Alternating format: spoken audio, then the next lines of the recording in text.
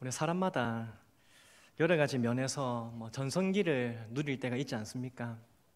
세수를 하지 않았는데도 얼굴에 빛이 나서 너무 예뻐 보일 때 있지요. 지금 그렇습니까 혹시? 네, 며칠 밤에 새웠는데도 지치지 않을 정도로 힘이 날 때가 있고요. 뭘 해도 잘 되고 손만 대면 뭔가 잘 되고 뭘 해도 성공하는 그런 때도 있습니다. 경제적으로 부를 누릴 때가 있고 또 하는 일마다 잘 돼서 가정이 편안할 때가 있고 지위적으로도 최고의 위치에 오르는 그런 것도 경험하게 됩니다. 어떻습니까? 우리 성도님들의 전성기는 언제였습니까? 지금 최고의 전성기를 달리고 있습니까? 아니면 전성기가 아직 오지 않았습니까? 바라기는 우리 인생에도 여러 가지 면에서 전성기가 오기를 간절히 소망합니다. 안 원합니까? 여러 면에서 전성기를 누리기를 축복합니다. 그런데 특별히 우리는 이제 신앙적인 면에서도 어떤 전성기를 경험할 수 있어야 합니다. 인생에 잘 나갈 때, 좋을 때, 너무 편안하고 너무 즐겁고 그런 어떤 인생의 때가 있는데 신앙에서도 뭔가 부흥이 일어나는 그런 전성기를 경험해야 된다는 것입니다. 오늘 본문의 이 예루살렘 교회의 성도들은 그 신앙의 전성기를 경험하고 있습니다. 43절 이하의 내용을 보시면 사도들로 말미암아 기사와 표적이 많이 나타나고요. 개인의 소유와 물건을 팔아서 필요에 따라 서로 나눠줍니다. 함께 모여서 떡을 떼고 교제하고 찬송하고 복음을 전하고 그래서 구원받는 사람들이 날마다 더해갔다. 그런 말씀이 이렇게 정리되어 있는데요. 이것을 다시 정리해보면 이렇습니다. 초대교회 성도들이 모였는데 찬양할 때는 정말 기쁨이 감격이 넘쳐나고요. 기도하면 하나님께서 들으시고 응답이 있고요. 말씀을 들을 때마다 감동이 되고 은혜가 풍성하고 넘치고요. 사랑을 하면서 서로 위로를 얻고 격려하고 힘을 얻고 일어서게 되고요. 그리고 복음을 전할 때마다 복음의 열매가만 맺히고 그렇게 교회가 부흥되고 하나님 나라가 확장되는 것을 그들이 경험하고 있는 것입니다. 정말 은혜롭지 않습니까? 그래서 초대 교회, 이 예루살렘의 교회를 교회의 모범이다, 모델이다 그렇게 합니다. 어쨌든 그렇게 초대 교회 성도들은 영적인 함금기, 영적인 부흥, 신앙의 정성기를 누렸습니다. 어떻습니까, 사랑하는 성도 여러분? 우리들도 이런 어떤 영적인 부흥 경험들을 해봐야 하지 않겠습니까? 그렇다면 영적인 부흥, 내 인생의 영적인 부흥, 내 인생의 신앙의 전성기는 어떻게 경험할 수 있을까요? 첫째는 간절히 기도해야 합니다. 오늘 42절을 한번 보십시오. 42절 같이 한번 읽어볼까요? 시작. 그들이 사도의 가르침을 받아 서로 교제하고 떡을 떼며 오로지 기도하기에 힘쓰니라. 아멘. 초대교회 성도들이 사도의 가르침을 받고 또 교제하고 성찬식을 거행하고 또 기도하는 이 네 가지 일에 힘썼다고 합니다. 그런데 이 시간에는 이 중에서 기도에만 주목해 보기를 원하는데요. 42절 후반절을 다시 보시면 오로지 기도하기를 힘쓰니라. 아멘. 이 말, 오로지 기도하기에 힘썼다. 이 말은 정기적으로 그리고 지속적으로 계속해서 기도하는 일에 전념했다. 그 말입니다. 그건 단순히 기도한 것이 아니라 정기적으로 지속적으로 계속해서 기도하기에 힘썼다. 초대교회의 어떤 역동적인 부흥이 언제부터 시작되었습니까? 아시다시피 오순절 성림 강림 사건부터 아닙니까? 사도행전 2장 1절에 보면 오순절 날이 이미 이름에 그들이 다 같이 한 곳에 모였더니 이렇게 말씀합니다. 그리고 사도행전 1장 14절을 보면 그때도 여기 모였던 사람들, 이 오순절 다락방에 모였던 사람들이 오로지 기도하기 힘쓰더라 그렇게 말씀합니다. 오늘 2장에서 나온 말이 1장 14절에도 그 모인 사람들이 오로지 기도하기 힘쓰니라. 도대체 무엇을 위해서 그들이 간구했을까요? 정기적으로 지속적으로 계속해서 하나님께 구했다는 겁니까? 하나님께서 주실 은혜, 하나님께서 맡기신 사명, 그리고 하나님께서 일으키실 그 부흥을 위해서 그렇게 간절히 기도하기에 힘쓰지 않았겠습니까? 그렇습니다. 그들은 단순히 모여서 교제한 것이 아니라 모여서 하나님 주실 은혜를 기대하면서 성령 강림의 그 역사를 사모하면서 모였습니다. 하나님께서 더 큰 은혜를 부어주시도록, 더 깊은 은혜, 더 크고 풍성한 은혜, 새로운 은혜를 부어주시도록 그것을 경험하고픈 간절한 소원을 가지고 그렇게 모여서 지속적으로 계속해서 기도하였습니다. 그래서 그날 함께 모여서 간절히 기도했던 성도들은 성령의 강림의 역사, 성령 강림 역사를 경험했고요. 그리고 그들의 인생에 영적인 부흥, 이 신앙의 전성기가 시작되었습니다. 사랑하는 성도 여러분, 영적인 전성기를 경험하기 위해서라면, 영적인 부흥을 경험하기 위해서라면 이러한 간절함이 있어야 합니다. 기도를 하되 간절함이 있어야 합니다. 은혜를 받으면 좋고 받지 않아도 그만이고 아니죠. 올해도 작년하고 똑같이 흘러갔는데도 우리가 아무렇지도 않다 그러면 안 됩니다. 신앙생활이 좀 미지근하고요, 믿음 생활을 제자리 걸음을 하고 있을 때가 있지 않습니까? 그래도 괜찮은데 그렇게 넘어가서는 안 됩니다. 이전에는 경험하지 못했던 은혜, 또 이전보다 더 큰 은혜를 사모하며 하나님 앞에 나아갈 수 있어야 합니다.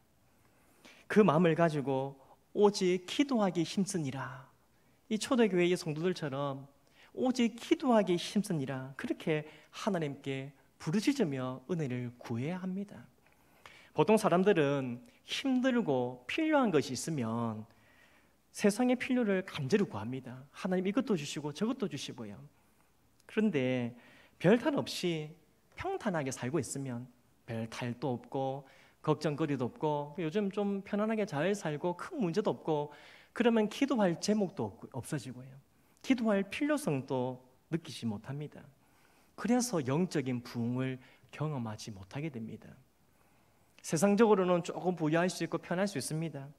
좀 평안할 수 있습니다. 하지만 영적으로는 더 궁핍하고 메말라 갑니다. 따라서 신앙의 전성기를 경험하고 싶다, 내 삶에도 영적인 부흥을 경험하고 싶다, 그렇다면 세상의 필요를 간구하는 것을 넘어서 신령한 은혜를 얻기를 위하고 영적인 부흥을 얻기를 갈급하면서 이 간절한 마음을 가지고 하나님께 기도해야 합니다. 그것도 한 번 기도하고 말 것이 아니죠. 오늘 오직 기도에 힘쓰니라, 이 말씀을 기억하십시오. 정기적으로 지속적으로 계속해서 기도해야 합니다. 하나님, 코로나가 우리를 힘들게 하지만 그럼에도 내 영혼에 새로운 은혜를 부어주십시오. 코로나가 우리를 지치게 하고 힘들게 하지만 그럴 때일수록 하나님 내 삶에, 내 영혼에 풍성한 은혜를 부어주십시오. 영적인 부흥을 일으켜 주십시오. 신앙의 전성기를 허락하여 주옵소서. 그렇게 기도하기 힘쓰는, 간절히 주님께 기도하며 나아가는 우리 모두가 되기를 간절히 소망합니다. 둘째, 이 신앙의 전성기를, 영적인 부흥을 경험하려면 은혜 받는 자리에 함께 모여야 합니다. 46절을 보시면요, 초대교회 성도들은 또다시 힘썼습니다. 뭐에 힘썼냐? 한번 말씀 보시면 46절 보니까 날마다 마음을 같이하여 성전에 모이기를 힘쓰고, 방금 우리가 읽었던 말씀, 살폈던 말씀은 오로지 기도하기 힘썼는데 오늘은 성전에 모이기에 힘썼습니다. 초대교회 성도들은 성전에 모이는 일에, 은혜 받는 그 자리에 정기적으로 지속적으로 모이기에 힘썼습니다. 하나님을 만나는 그 은혜의 자리, 하나님께 찬송 드리고 기도하고 그 은혜를 누리는 그 자리, 하나님의 말씀을 배우는 자리, 또 교제하고 훈련받는 자리, 봉사하고 사랑을 나누고 섬기는 이 모든 자리에 함께 참여했습니다.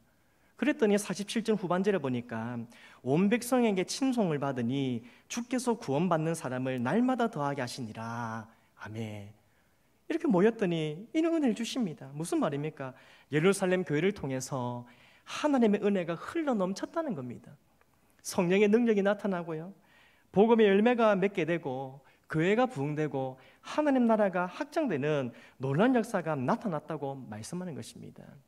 그런데 주목할 것은 이 놀라운 은혜, 이 놀라운 구원과 부흥을 누가 경험하고 있습니까? 누가 이 하나님의 일에 도구로 쓰임받고 있습니까? 바로 그 자리에 함께했던 사람들입니다. 날마다 성전에 모이기에 힘썼던 사람들입니다. 하나님은 함께 참여했던 그 사람들에게 은혜를 부어주셨고요. 함께 헌신했던 그 사람들을 들어 사용해 주셨고, 그들을 통해서 놀란 하나님의 일을 행하셨습니다. 즉 그들은 함께 모여서 은혜를 누리고, 함께 헌신해서 하나님께 쓰임받고, 함께 주를 위해 달려감으로 하나님 나라를 위해서 쓰임받았습니다. 함께 신앙의 전성기를 경험했습니다. 그렇습니다. 오순절 성령 사건의 그 역사도, 또 초대교회의 이 놀란 영적인 부흥도 함께했던 사람들, 참여했던 사람들이 그 은혜를 누리게 된 것입니다. 히브리서 10장 25절에 이렇게 말씀합니다. 모이기를 피하는 어떤 사람들의 습관과 같이 하지 말고 오직 권하여 그날의 가까움을 볼수록 더욱 그리하자. 아멘. 시대에 상관없이 예나 지금이나 나쁜 습관을 가진 성도들이 있습니다. 같이 좀 하자 하면 안 한다 합니다. 좀 같이 모이자, 난 안 모이란다. 우리 같이 하나님 위해서 헌신하자, 좀 봉사하자, 은혜 받는 일에 힘쓰자, 나는 그 일에 관심 없다. 우리 그렇게 합니다. 안타깝게도 그런 사람들은 더 풍성한 은혜, 더 놀라운 이 부흥의 역사를 경험할 수 없습니다. 사모하지 않는 자에게는, 함께하지 않는 자들에게는 이 영적인 부흥, 신앙의 전성기가 올 수가 없습니다. 성도는 은혜 받는 일, 은혜 받는 자리, 특별히 이 예배의 자리를 삶의 최우선으로 두어야 합니다. 우리의 삶에 다른 것이, 어떤 다른 일들이 하나님께 예배드리는 이 시간을, 하나님께 예배드리는 것을 어떻게 대체하도록, 이 예배를 대체하도록 만들어서는 안 됩니다. 나뿐만 아니라 나도 예배 시간을 다른 것으로 대체하지 아니하고 하나님께 최우선으로 드리고, 이 일을 나뿐 아니라 우리 가족들도, 또 우리 성도들도 이 자리에 함께 할 수 있도록, 은혜 받는 자리에 적극적으로 참여할 수 있도록 우리는 권해야 합니다. 오늘 히브리서 기자가 말한 것처럼 오직 권하여 그날의 가까움을 볼수록 함께 은혜의 자리로 나아가자고 함께 권하며 함께 모여야 합니다. 물론 정말 참석할 수 없는 그런 형편, 그런 상황일 수도 있습니다. 그런 이유가 있다면 어쩔 수 없습니다. 하지만 주의할 것은 혹여라도 내가 그 이유를 만들어서는 안 됩니다. 충분히 참석할 수 있는데, 충분히 그 시간에 함께 할 수 있는데 이런저런 핑계가 늘어나서는 안 됩니다. 어제는 귀찮아서 안 갔고, 오늘은 피곤해서 못 가겠고, 내일은 바쁠 테니까 또 못 가겠다. 그렇게 이런저런 이유들로 은혜 받는 자리에서 멀어지면 안 되는 것입니다. 집회나 수련회를 준비하면 이제 사람들의 반응이 참 다양합니다. 청년들도 그렇고요, 아이들도 그렇고, 또 이렇게 어른들을 보면 참 다양한 반응인데요. 정말 사모하고 기도하며 기대하면서 너무 기대된다, 그렇게 그 시간을 기다리는 사람이 있고요. 한편 전혀 그런 일에, 이 은혜 받는 일에 관심이 없는 그런 성도들도 있습니다. 또 어떤 성도들은 직장 때문에, 학업 때문에, 공부 때문에, 또 건강 때문에, 여러 가지 일 때문에, 또 어떨 땐 가족 때문에 아예 나는 참석할 수 없습니다, 처음부터 아예 단념하는 그런 성도들도 있습니다. 반면 참석할 수 없는 상황인데 그래도 그 은혜 받는 자리를 사모해서 나도 함께하고 싶어서, 나도 그 시간에 부으시는 그 은혜를 누리고 싶어서 어떻게 하면 참석할 수 있을까, 그렇게 기도하고 고민하고 애쓰는 그런 성도님들도 있습니다. 놀라운 것은 그렇게 기도할 때에 하나님께서 그 상황을 열어주시는 것을 경험하게 됩니다. 어떻습니까? 사모하는 마음을 가지고, 간절한 심령을 가지고 하나님의 은혜를 받기 위해서 주님께로 가까이 나아가는, 주님께로 간절히 나아가는 자들, 하나님께서 어떻게 하시겠습니까? 하나님께서 예비하신 크고 풍성한 은혜를 부어주실 줄 믿습니다. 아멘입니다. 그런 사람이 영적인 부흥을 경험합니다.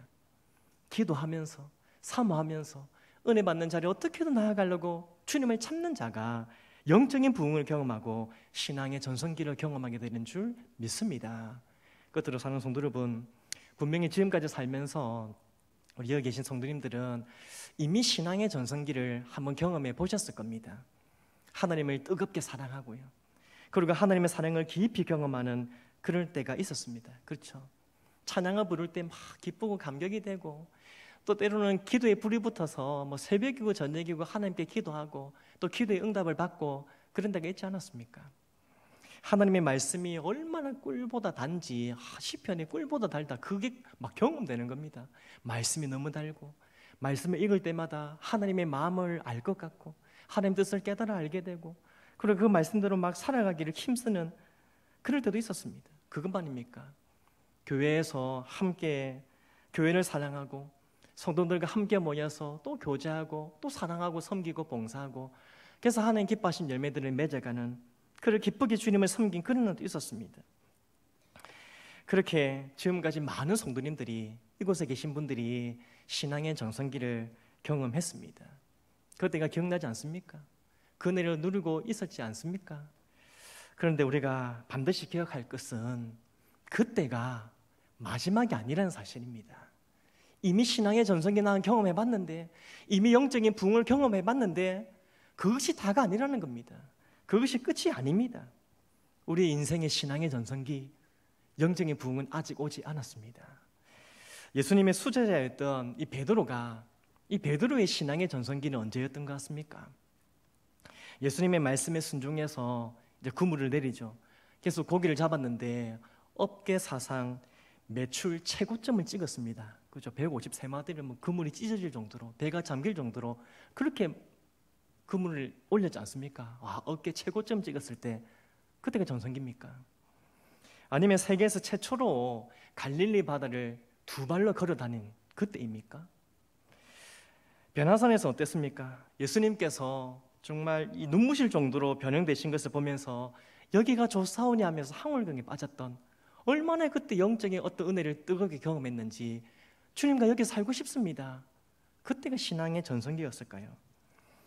그래, 베드로의 어떤 신앙의 전성기 그때가 끝이 아니었습니다. 그는 계속해서 영적인 부흥을 경험합니다. 예수님께서 약속하신 대로 오순절 날 성령 강림의 놀라운 은혜를 경험합니다. 성령으로 충만해서 기도하면 병자들이 낫고 귀신이 떠나간 역사가 나타나고요. 또 담대히 복음을 전할 때마다 수천 명이 회개하고 주께로 돌아오고, 또 복음 전할 때마다 핍박을 받고 매를 맞아도 이것이 하나님께서 기뻐한 일이다, 이것이 당연한 일이다, 그렇게 여기면서 기쁘게 매를 맞고 그럼에도 담대히 복음을 전하게 됐습니다. 그렇게 일평생 주를 위해 살다가 마지막에는 십자가에 거꾸로 못 박혀 순교까지 했습니다. 이처럼 베드로의 영적인 부흥, 신앙의 전성기는 주님 앞에 서는 날까지 계속되었습니다. 그렇습니다. 사랑하는 성도 여러분, 우리 인생의 신앙의 전성기는 언제든지 다시 올 수 있습니다. 그때가 좋았지라고 생각했던 그날은 이후에도 다시 옵니다. 계속 옵니다.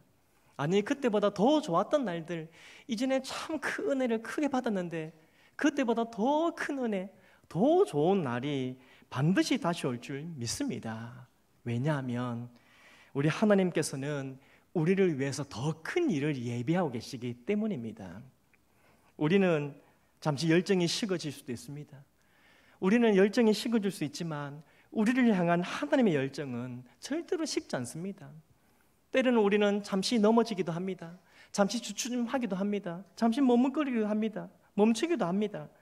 그러나 하나님께서는 우리의 손을 잡아 일으켜 세워주시고 더 깊은 은혜의 자리, 더 풍성한 은혜의 자리로 우리를 이끌어 가실 줄 믿습니다.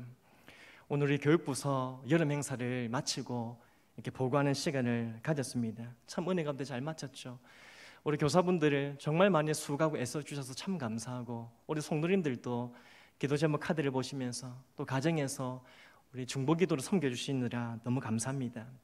솔직히 코로나 시대에 이 정도라도 성경학교 수련을 가질 수 있다는 거 얼마나 감사한지 모릅니다.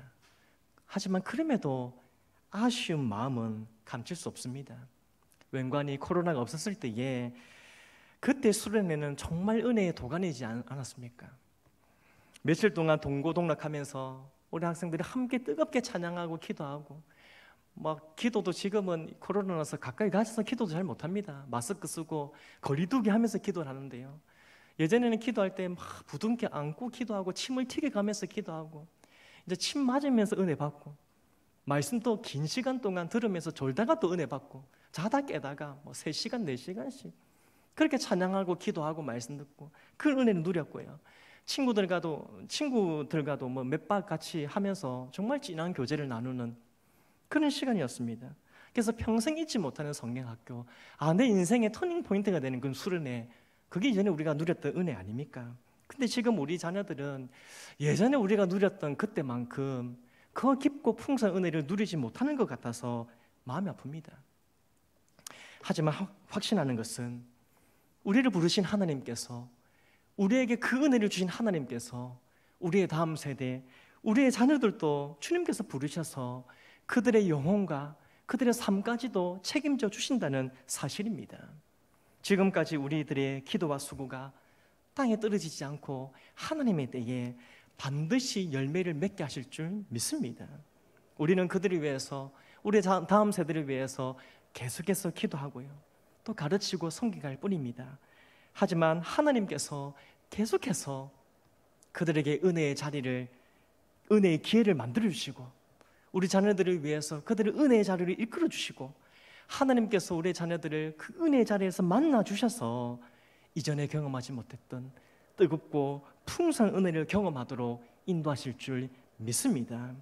그래서 우리들과 함께 우리의 자녀들도 하나님께서 부으시는 은혜, 하나님께서 역사하시는 능력, 하나님께서 일으키시는 부흥을 경험하며 신앙의 전성기를 누리게 하실 줄 믿습니다. 말씀 맺습니다. 사랑하는 성도 여러분, 우리가 꿈꿔야 할 신앙의 전성기가 무엇입니까? 초대교회 성도들의 신앙의 전성기는 단순한 기적과 성공이 아닙니다. 그들이 누렸던 신앙의 전성기는 뜨거운 은혜, 삶의 변화, 복음의 열매를 경험하는 것이었습니다. 미령의 목사님이 작곡한 이 원하고 바라고 기도합니다. 우리가 매 예배마다 부르는데요, 그 후렴 부분, 집사님 기도도 해주셨는데 후렴 부분 한번 보여주시겠습니까? 이 가사가 같이 한번 읽어볼까요? 시작. 하나님의 꿈이 나의 비전이 되고, 예수님의 성품이 나의 인격이 되고, 성령님의 권능이 나의 능력이 되길 원하고 바라고 기도합니다. 아멘 안 나오십니까? 이는 은혜, 이는 삶의 변화, 이는 열매를 맺는 것이 우리가 꿈꿔야 할 신앙의 전성기입니다. 바라기는 이러한 영적인 부흥, 이러한 신앙의 전성기를 경험할 수 있도록 더욱 원하고 바라고 기도하는 우리 모두가 되기를 간절히 소망합니다. 그렇게 기도하고 사모하고 그렇게 은혜 자리를 함께 모여서 주님을 찾을 때에 이 은혜를 경험하게 될 것인데, 우리 인생의 최고의 신앙의 전성기가 이전이 아니라 날마다 갱신되는 그 은혜, 더 큰 영적인 부흥을 경험하고 더 뜨거운 신앙의 전성기를 경험하는 그 은혜를 누리는 우리 모두가 되기를 주님 이름으로 축복합니다.